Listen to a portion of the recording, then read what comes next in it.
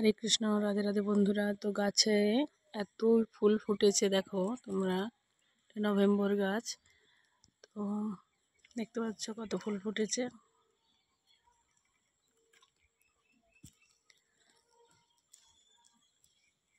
দেখো তোমরা কতই ফুল ফুটেছে।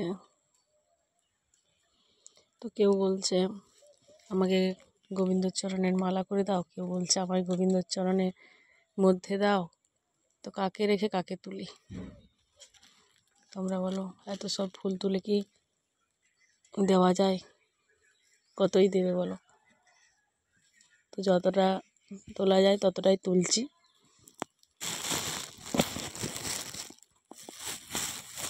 ফুলগুলোর আমাকে দেখে খুব রাগ হচ্ছে, কারণ আমি তো সবাইকে তুলছি নি।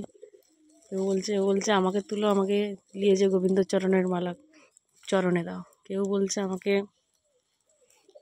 গলার মালা করে গোবিন্দকে দাও। তো কাকে তুলবো আর কাকেই বা রাখবো তোমরাই বলো?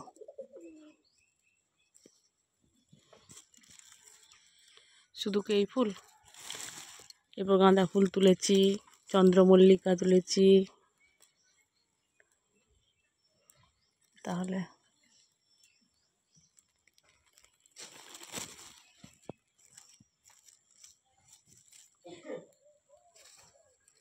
তোমরাই বলো কি করা যায়।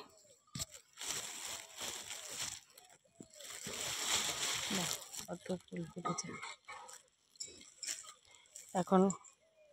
ওরা তো সকলে বলছে, কিন্তু আমি কি করি?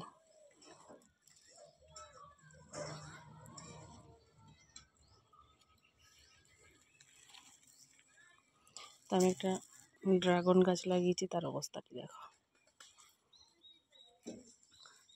শুকনো তার চেহারা।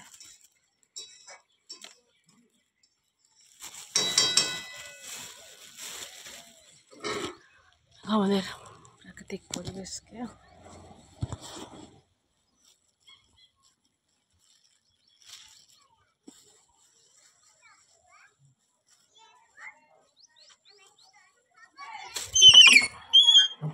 এই যে দেখো, এখানে কত চন্দ্রমল্লিকা তুলেছি।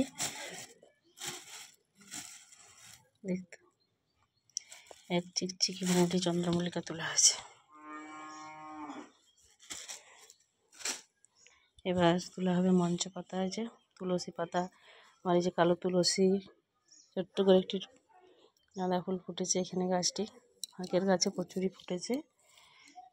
তো মঞ্চ পাতাগুলো যে তুলবো, তুলসী পাতাগুলো বলছে আমাকে তুলো, আমাকে বলছে আমাকে তুলো। তো কাকে রেখে কাকে তোলা যায়?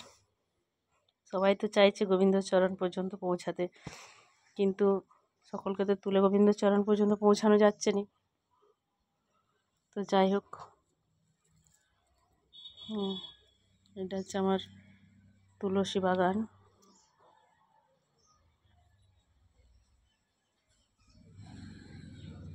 তো হরে কৃষ্ণ, রাধে রাধে বন্ধুরা, সকলকে জানাই রাধে রাধে।